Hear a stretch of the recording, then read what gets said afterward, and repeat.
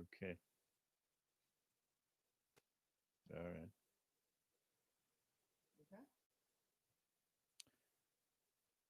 Bismillahir Rahmanir Rahim. Assalamu alaikum wa rahmatullahi wa barakatuh. We begin with Allah's blessed name. We praise Him and we glorify Him. Be and glorified.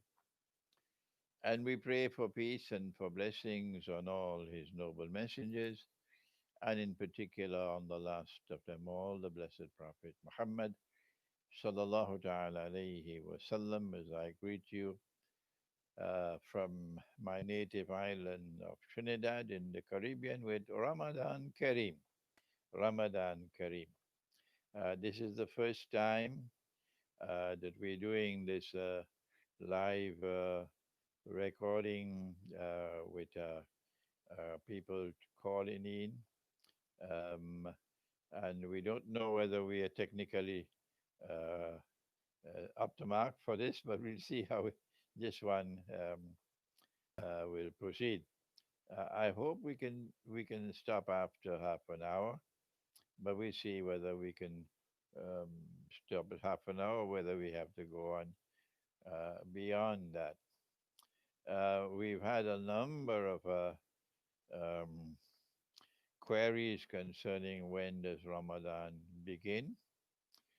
So before we take your questions and your comments, I won't be able to um, uh, answer all questions on this, but let me at least make a brief comment to remind you that our Prophet, Allah's blessings be upon him, and told us that the month sometimes has 29 days and sometimes 30 days, and that is how it will remain forever and ever for us. He says, he said to Aisha, radiallahu ta'ala anha, he says, Aisha, sometime the month has 29 days and sometime it has 30 days, and no one, no one is going to change that. No. You want to change that? Then go with your bid'ah on your own road and leave us alone. With us, the month will sometimes have 29 days and sometimes 30 days, and that will never change for us. Let me give you a warning. Let me give you a warning. Those of you who are acting on Dajjal's behalf and who want to universalize time for us so that the world of Islam can be incorporated in a global society in which there'll be one system of time and it'll operate like clockwork so that all of mankind can be electronically interconnected, and therefore the surveillance apparatus can operate perfectly when all of mankind are plugged in. But we do not have that system of time in Islam. Allah gave us a system of time which cannot be universalized.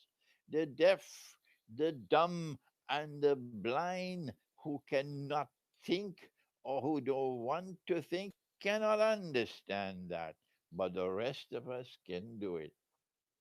It is a system of time which cannot be universalized. Why? Because we have to wait until the 29th day of the month has come to an end before we can know whether or not the month will continue for one more day or the month will end at the end of the 29th day. Oh, Sheikh, oh, Sheikh, oh, Sheikh, we live in the modern age. We have modern science and technology and blah, blah, blah, blah, blah. Yes, this is not going to change. You take your blah blah and go your way. Modern science and technology cannot change the movement of the clouds. Allah can send clouds and He can take clouds away. And so this imprecision will continue gloriously slow.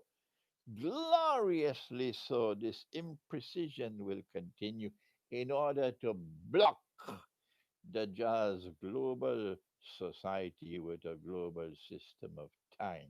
Having said that, if you saw the moon, then you can start the month of Ramadan. Once you've seen the moon, a valid sighting of the moon, the month of Ramadan has started. And if the moon was not sighted, then the month will continue for one more day. That, that one more day in the end of the month of Shaban is called Yawm Shak, the day of doubt. And we are prohibited, prohibited from fasting on that day. So if you did not see the moon, if the moon was not seen anywhere in Britain, and you still fasted on Yawmul Jum'ah because of a bogus declaration from Saudi Arabia, you have committed a sin. You have said goodbye to the system of time in Islam. You have lost your Laylatul Qadr, because when the angel comes down to check and the angel sees you started Ramadan on the wrong day, you don't have any Laylatul Qadr anymore. But if you did it by mistake, then make tawbah and make a promise that this mistake will not happen again, and pray that Allah might accept your tawbah and now fast in accordance with our fasting. How many days have fasted so far? This is the second day of Ramadan here in Trinidad because we did not see the moon on Laylatul Jummah, and therefore we did not fast on Yawmul Jummah. But in San Diego, San Diego in California, which is a long, long, long distance away from us, it is reported that they saw the moon in San Diego. And if therefore they saw the moon in San Diego, then they are prepared. They are entitled that the month of Ramadan has commenced for them. But if you are in Edmonton, would a sighting of the moon in San Diego be applicable for you in Edmonton? That's a different subject we can postpone to another day. Now let's take your questions. Hello? Anybody there? You can't hear them. No? No, no, you can't hear them. You have to read. But I'll tell you some of the questions. Okay. Kindly share your views regarding Islamic banking and Islamic economics. Can you, which country is this? Where? I don't know. It just says Zubair Tahir. Okay. Can you kindly share your views on Islamic banking and Islamic economics? Number one, Islamic banking today is one in which they are lending money on interest, but not through the front door, they're doing it through the back door. They're saying that a credit price, do you hear me? Yes. A credit price can be higher than a cash price. A credit price can be higher than a cash price. False. That is false. Credit price and cash price must be the same. If credit price is higher than cash price or market price, then the difference between the two will be because of time. Time equals money. That is riba. Islamic banks around the world, they say no, it's murabaha, a transaction in which both the buyer and the seller are aware of the profit margin. Murabaha transactions are halal on the condition Okay. that they are cash transactions. Abu, they can't hear you because of the mic. So you need to keep this in. Murabaha transactions are halal on the condition that they are cash transactions. If the transaction is not cash, if it is a credit transaction and the credit price is higher than the cash price, it's not murabaha anymore, it's riba. Abu, this is the mic. Hold this. This. Wait. Then the next question is on Islamic economics. And at the heart of Islamic economics is the market. And at the heart of the market is a free and a fair market. A free and a fair market is one in which there are no obstacles and no privileges for entry into the market. And a fair market is one in which you do not have anything bogus in the market. A free and a fair market. When a free and a fair market exists, then Allah subhanahu wa ta'ala can intervene.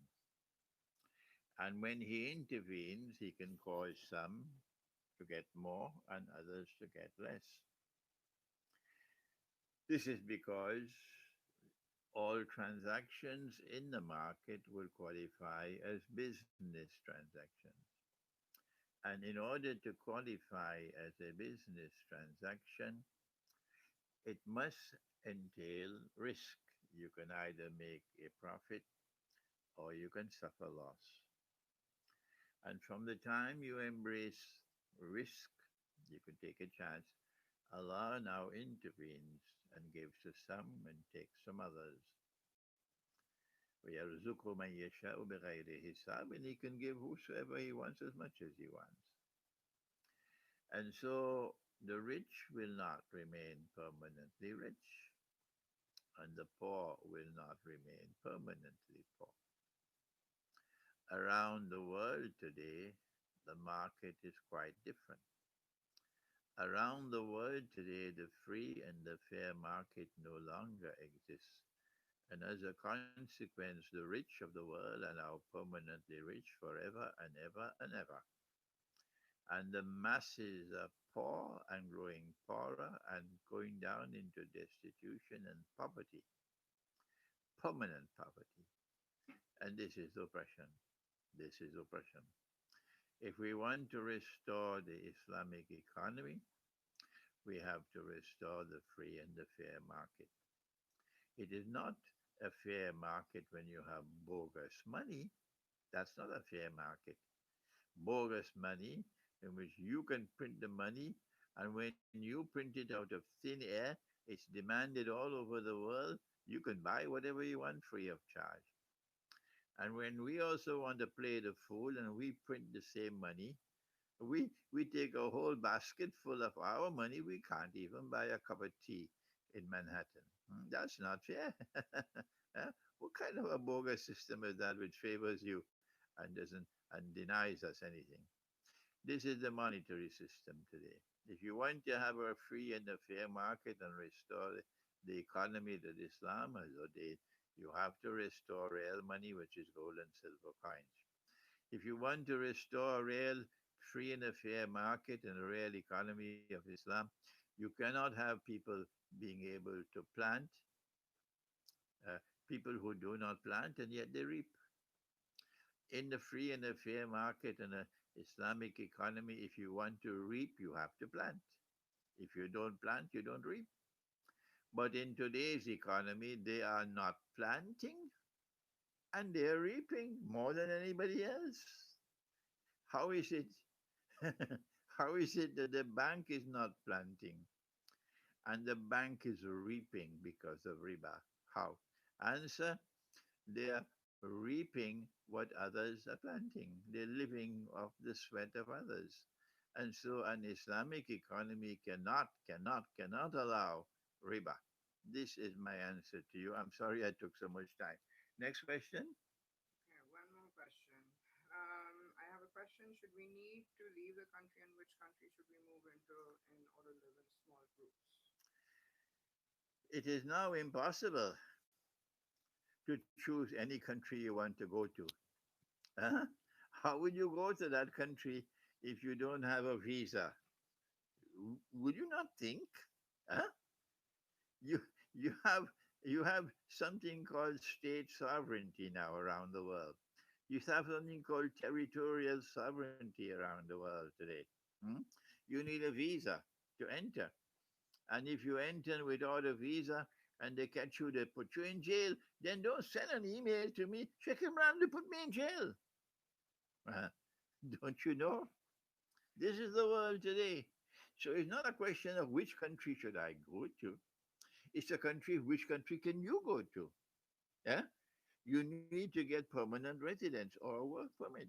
I can't answer that question, can I? Is it possible for me to answer that question? If you can get permanent residence, then I will suggest go to any country in the world of Islam and look for the, the remote countryside. If I had a choice to make, I would go to Pakistan. I studied in Pakistan, okay? But I wouldn't live in Karachi. I wouldn't live in Lahore or in Pindi. I would go to the remote countryside, to the mountainsides, Skardu. I go to the places where rain falls. And take with me sheep and goats where I can live, where there is water, where there is land. So this is if I have a choice. But I'm not a citizen of Pakistan. If you can get Pakistani, if you have Pakistani citizenship and you want a place to go and you're in Britain, go back to Pakistan by all means. Until, of course, it becomes too late and then you cannot go anymore. Next question. May I ask a question about time and space dimensions? How will Dajjal appear into this world? Will he be born into the world or appear into it? Was Adam born into the world, or did he appear here? Let us take one question at a time. Do you mind? Don't ask me 25,000 questions in one, okay? Dajjal will have to be born.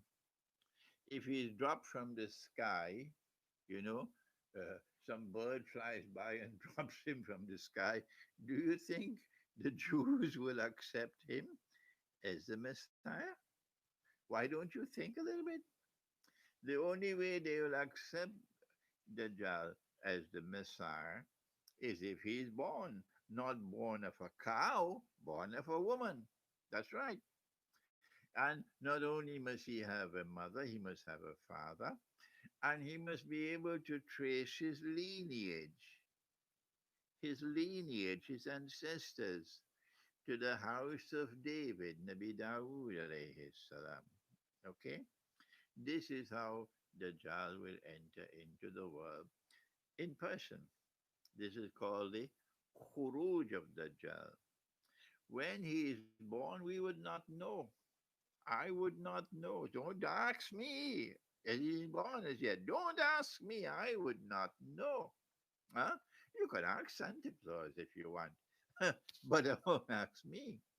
We will only know that he is the child. We will only know it when he declares, "I am the Messiah." Yes. Has what's his name now? Did Barack Obama ever declare that he's the Messiah? But I got the emails informing me, Sheikh, Barack Obama is Dajjal. Yeah, I got emails. I'm getting emails that, Prince, is it William, the son of Prince Charles in Britain? Sheikh, that's the Dajjal, I don't know where people have gone to study. Where is the thinking process gone? In order for Dajjal to be accepted by the Jews as the Messiah, he has to be a Jew. He can't be a Hindu. He can't be a Muslim. He can't be a Christian. He has to be a Jew. Otherwise, the Jews would not accept him as the Messiah. Now, Dajjal has been released, of course, but it is only after the Great War, the Malhama, and after the Malhama, the conquest of Constantinople. And between these two, which two? The Malhama and the conquest of Constantinople. Between these two, a period of time elapses, which is either 7 months or 7 years. Then, after the conquest of Constantinople, only then will the khuruj of Dajjal take place. After the khuruj of Dajjal takes place, and he declares himself to be the Messiah, his mission is now completed. Only then will Allah cause Nabi Isa alayhi salam to return. Is that so difficult to understand? Hmm? It is only after Dajjal has been really, sorry, the khuruj of Dajjal has taken place.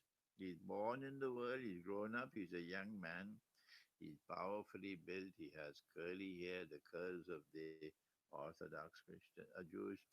And he declares from Jerusalem, I am the Messiah, which means that Pax Judaica would have come to an end.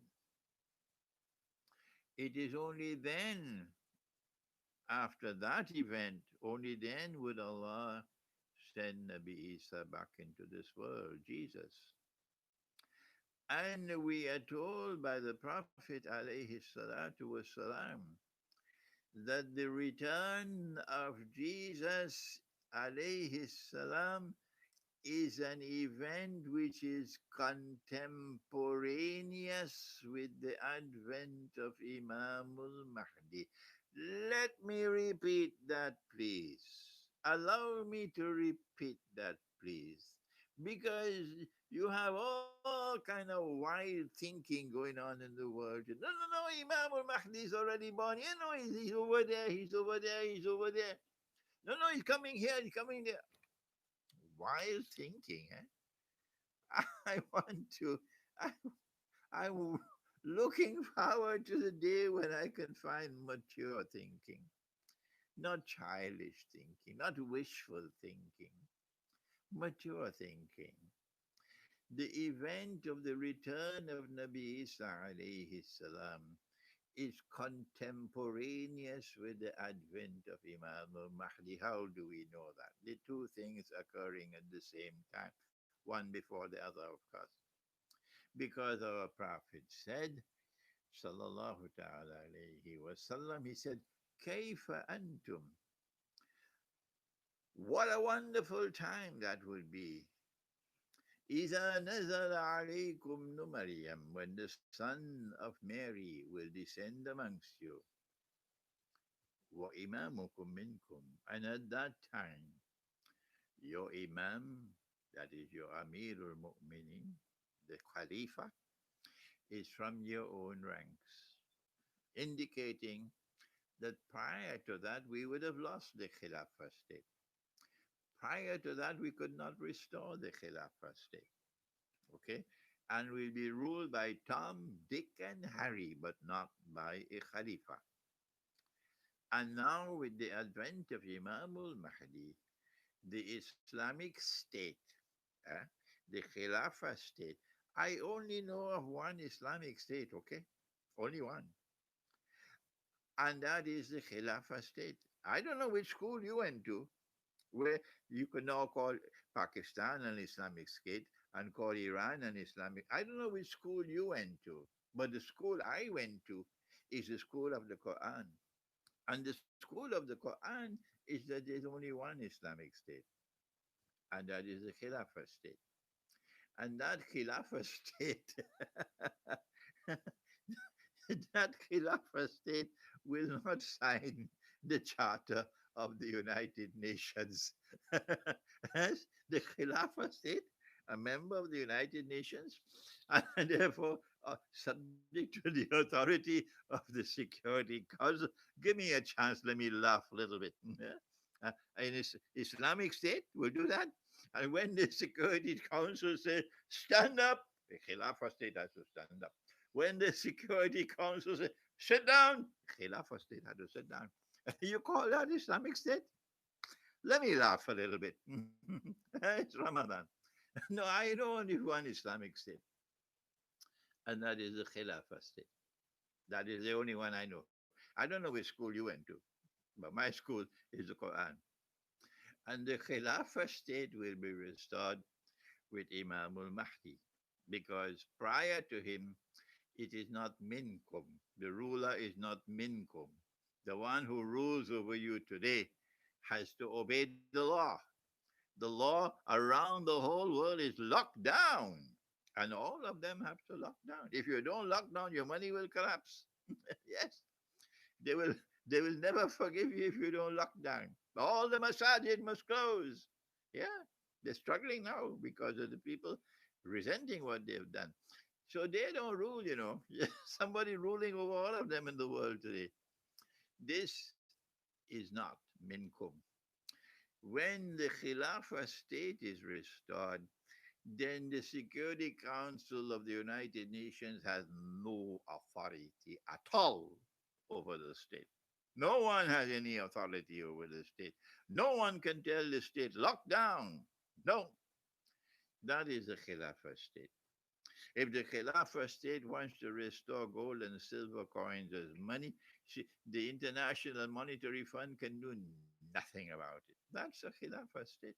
Hmm? And so the Imam al Mahdi, when he comes, he would be minkum.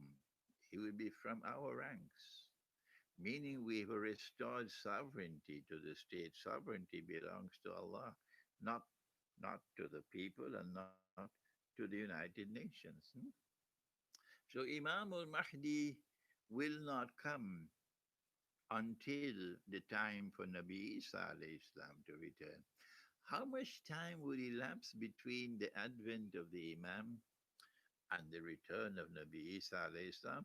I am certain it's not going to be 30 years or 20 years or 10 years. I'm certain about that. It will have to be a shorter period of time. Why would Allah send the Imam and yet wait 10 years before he sent Nabi Isa alayhi salam? Why? Is Dajjal going to rule for 10 years or more before Nabi Isa alayhi salam returns? I am of the opinion, therefore, that it is briefly before the return of Nabi Isa alayhi salam, before Jesus comes back. I don't know how long, 1 year, 2 years, 3 years. When that time comes, when Jesus is to return, it is just previous to that Imam al Mahdi will be sent into the world. At that time, when the Imam is sent, inshallah, then uh, the confrontation with Dajjal will take place. And at that time, when the confrontation with Dajjal is taking place, then Allah will send down uh, Nabi Isa alayhi salam. Next question. Um, so according to the recent political conditions in Pakistan, do you think Ghazwa-e-Hind is going to happen anytime soon? Ghazwatul Hind is a prophecy that Muslims are going to conquer Hind. And the first thing I want to know is, where is Hind today? If you say to me that Hind is India, from what authority are you speaking? When did Hind become India? Was Hind only India before Pakistan came into being? Or before Pakistan came into being, the whole territory of Pakistan and India and Bangladesh was Hind? So why do you change the terminology in 1947? No, no, no, that's not Hind anymore. Only this portion is now Hind. which is called India. That's schoolboy stuff. Okay? If we're talking about the conquest of Hind, we have to stay with the definition of Hind, which doesn't change with every passing cloud. So if you say that there is going to be a conquest of Hind in Akhirul Zaman, you have to tell me which is Hind. Is it going to be a conquest of Pakistan? Because Pakistan is a part of Hind. Is it going to be a conquest of Bangladesh? Because Bangladesh is a part of Hind. Yeah? Or are you going to change the terminology in 1947 and say, no, this is no longer Hind? Hmm? What schoolboy stuff is that? I have no comment to make on this hadith because I am already aware that the first conquest of Hind by the Mughals was bogus. I don't know that Islam has this mission to take a sword and conquer the world and force the world to submit to Islam. Hmm? Is that the religion of Islam? The religion of Islam which came into the world even before the Prophet Muhammad والسلام, was born? Don't think that Islam came into the world for the first time when the Prophet والسلام, was born. No, that's the last time that Islam came into the world. Islam has been in the world for long, long, long before that. But you dumb don't know that.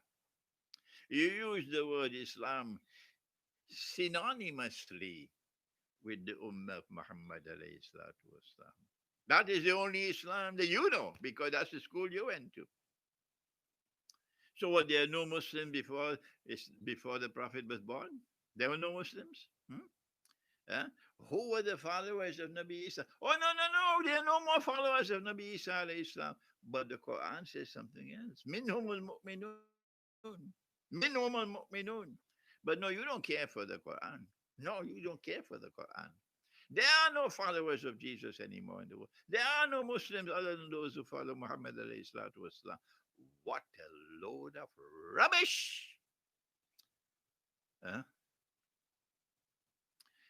The the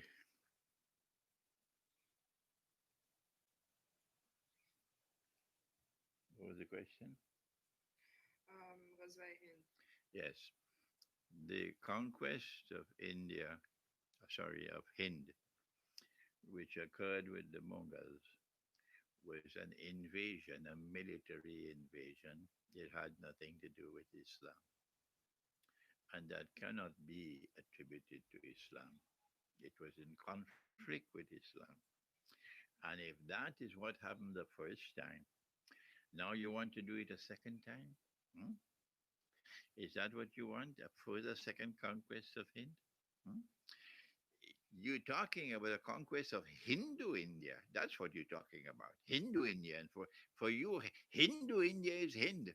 Hindu India is Hind for you. That's what you want to do.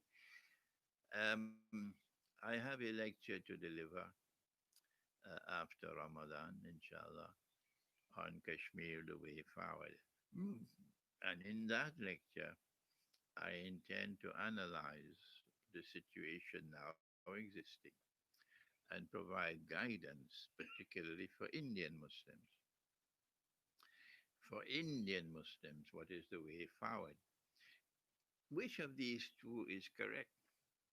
The first one, no, no, Hindus and Muslims are two separate nations, and Hindus and Muslims cannot live together. And therefore, we have to separate from them. Is that the correct one? Is that valid? Or is this one correct? It is possible for Hindus and Muslims to live together as a family, and our future strategy in India is to seek to build small communities in the remote countryside where Hindus and Muslims can show the world that they can live together in peace and in harmony, in mutual respect, and as a family. If the second one is correct, then there is hope for the Muslims of India. But in order for them to pursue this second one, they have to repudiate the first one. But it is impossible for Hindus and Muslims to live together, so we have to part from them. This I'm speaking not to Pakistan. These words of mine have no relevance to Pakistan. I'm talking about the predicament and the plight, the terrible plight of Indian Muslims today, and offering them a ray of sunshine, offering them guidance. Ghazwatul Hind has nothing to do with the plight of Indian Muslims today. There's something better than that, and that is to show to Hindu India that it is possible for Hindus and Muslims to live together in the remote countryside, not in the cities, in the remote countryside, in small communities with mutual respect for each other, living as a family. Thank you. Next question. I think this is related to what's happening right now. If you started your fast on the wrong date, one day earlier than moon sighting, what can you do to correct yourself so they don't miss Laylatul Qadr? Number one, if the moon was sighted and you then started the fast, you've done the correct thing. We cannot all start the fast on the same day. No, because then we're going to have a universal system of time, which is what Dajjal wants. But Allah does not want that. He gave us another system of time where it is not possible, Alhamdulillah, for all of us to commence the start of Ramadan on the same day. So once you saw the moon and you started the fast, you've done the right thing. If you did not see the moon, no one saw the moon in your geographical or social area, then the obligation is to remain to stay for one more day in the month of Shaban. You are prohibited, prohibited from fasting on the 30th day of Shaban, the day of Shak, of doubt. If you fasted on that day, the moon was not seen. There was no valid sighting of the moon. Remember, the sighting of the moon is crucially important for the system of time in Islam, not any mathematical calculation. Allah says in the Quran, وَأَعُوذُ بِاللَّهِ مِنَ الشَّيْطَانِ الرَّجِيمِ وَيَسْأَلُونَكَ عَنِ الْأَهِلَّةِ. And they question thee, O Muhammad alayhi salatu wasalam, about the hilal.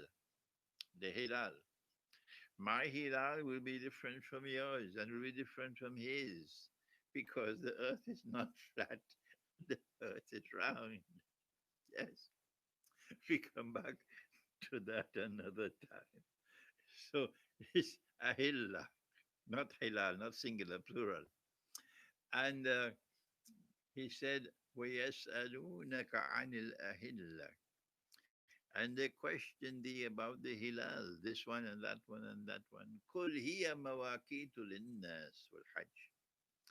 Tell them that the hilal is at the heart of the system of time that Allah will ordain for mankind. And so the sighting of the moon is crucially important for us because it is at the heart of our system of time. It is only when we're living within our world of time that nur can come from other worlds of time and space into our hearts. If we step out of our world of time, how will nur enter into the heart? You have to be careful. Do not depart from the system of time. Otherwise, nur is not going to enter into your heart. But from the time you return to the system of time that Allah has ordained, life is going to be different. You're no longer going to experience time moving faster and faster. faster and faster. A whole year passing like a month, a whole month like a week, a whole week like a day, etc. From the time you move out of the system of time, not only will time move faster, but you will lose the capacity to think. You will lose the capacity to think. And so it is the system of time that Allah has ordained that you must look for the moon with the naked eyes. And when the moon is seen, then you fast. If the moon is not seen, I'm having to repeat this 100,000 times for people who have been sleeping or eating biryani and going home and sleep. Trying to teach them now. If the moon is not seen, then the month will continue for one more day. Okay? If you fasted when you were not supposed to fast, that the month of Ramadan was commenced, you commenced it when it had not really commenced. You've done something very wrong. You could destroy not only all your fasting, but also lose your Laylatul Qadr. So what should you do now? Answer, make tawbah. Seek forgiveness from Allah.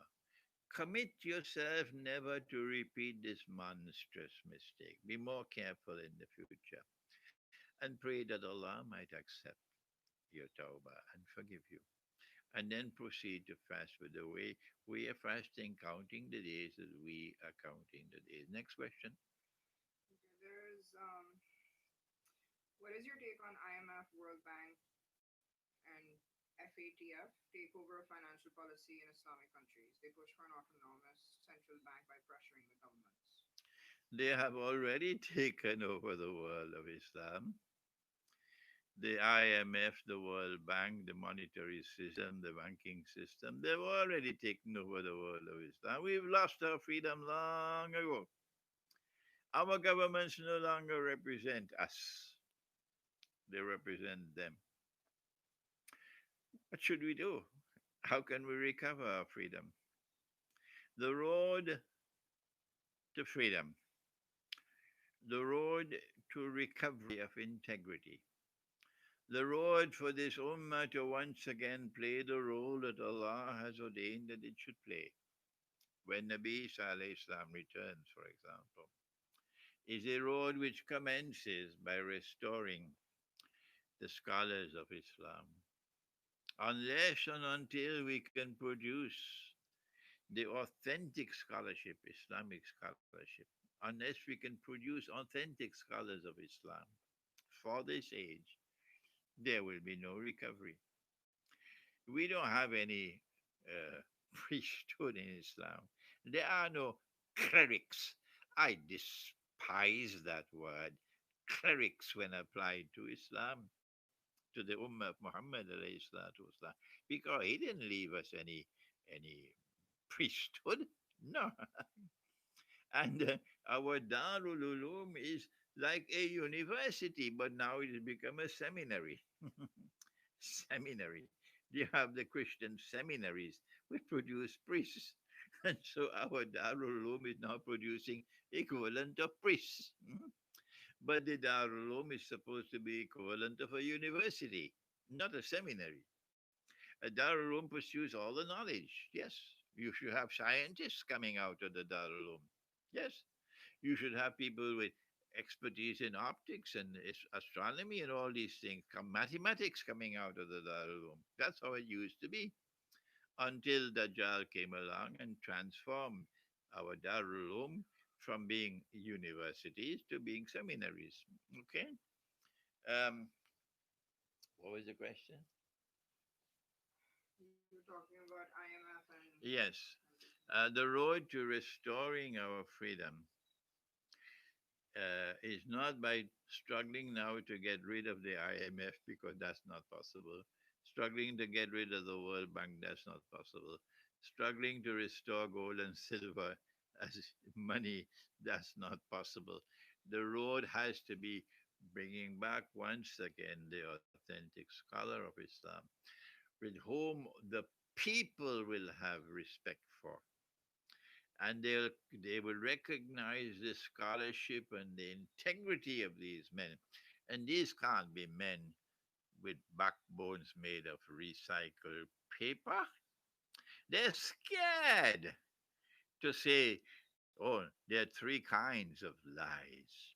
There are normal lies, and then there are great lies, and then there's 9/11. No, no, no, no, Sheikh, we can't talk like that. If we talk like that, they will say we are terrorists. If we talk like that, they put our names on a no-fly list. No, no, no, we have to be politically correct. Oh, yes. But our prophet said that in the end time there'll be great liars. So beware. And so when you accept that the American government is speaking the truth on 9/11 because you're too scared to speak otherwise, can we depend upon you? Is that scholarship? Can we trust you? We can't trust you with that. Can we trust you with anything else? Huh? You're just a schoolboy. You're not a scholar. The scholar who is going to lead the Muslims tomorrow must have a backbone made of steel. He must stand up for what is truth, regardless of the price he has to pay. And he has to stand up against what is wrong and false and injustice and oppression and a mountain of lies, regardless of the price he has to pay. We used to have scholars like that once upon a time. So if we are to recover our freedom, freedom from the IMF, freedom from the World Bank, freedom from the political and economic tentacles which have now been gripping us. And this is my subject because I've studied international relations, I've studied international politics in two universities. I've studied international economics, international monetary economics in two universities. This is my subject. If we are to recover our freedom, we have to do it by restoring the institutions of Islamic learning, which can once again produce the true scholar of Islam, and that is my life's mission. My teacher did not live to see what he dreamed of, but that dream is being fulfilled today because no one is going to stop me. So long as I have life, I'm going to keep on struggling. And you will have to build it because I'm too old now. You will have to build it, my sons and my daughters around the world. That future Scottish institutions of Islamic learning that Maulana Fadlur Rahman Ansari dreamed of when he established the Alimia Institute of Islamic Studies in Karachi, Pakistan. And I was one of the first students there to join that institute in 1964. And he lived for only 10 years, 1964 to 1974. And those were the 10 glorious years of that institute. And once he died, that's it, it finished. From 1974 to this day, the Alimi Institute has produced nothing comparable to what it was producing when he was alive. Nothing. And so we have to restore the institutions of Islamic learning that we used to have once upon a time that would produce the true scholars of Islam. And a true scholar of Islam in this age has to be one who not only recognizes the reality of the world today, its political reality, its economic reality, its strategic reality from the Quran and respond to it authentically from the Quran. Thank you. Next question? Or is Last enough? question. Last question. 5G and vaccines. 5G and vaccine, I don't can't answer that in 1 minute. I think we have to We can do that postpone. next session. We postpone that to another session, inshallah. May Allah bless you all, and may you have a blessed Ramadan. Thank you. Wassalamu alaikum wa rahmatullahi wa barakatuh.